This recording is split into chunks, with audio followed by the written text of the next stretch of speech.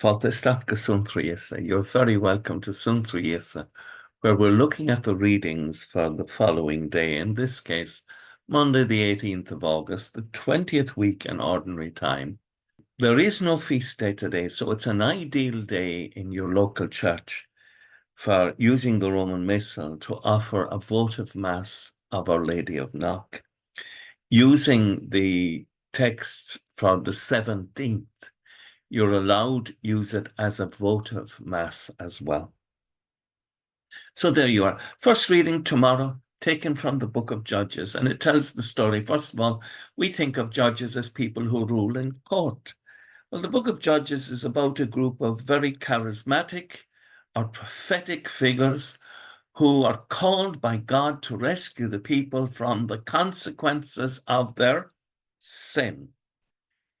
The people sin, they stop worshipping God, they serve other gods, and God fails to protect them then.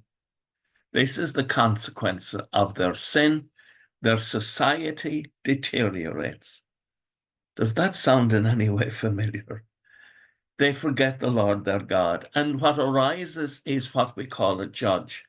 Now, sometimes they actually decided cases against people, but they're principally a charismatic military leader who sets to work to remove the forces that are oppressing the people. And part of what they do in that is that it isn't just a military liberation. They call the people to repent of their sin, of disloyalty to the Lord, to return to the Lord, as well as then military victories against the oppressors. The book of Judges is a fascinating book in the scriptures because of this. The psalm tomorrow, Psalm 106. O Lord, remember me out of the love you have for your people.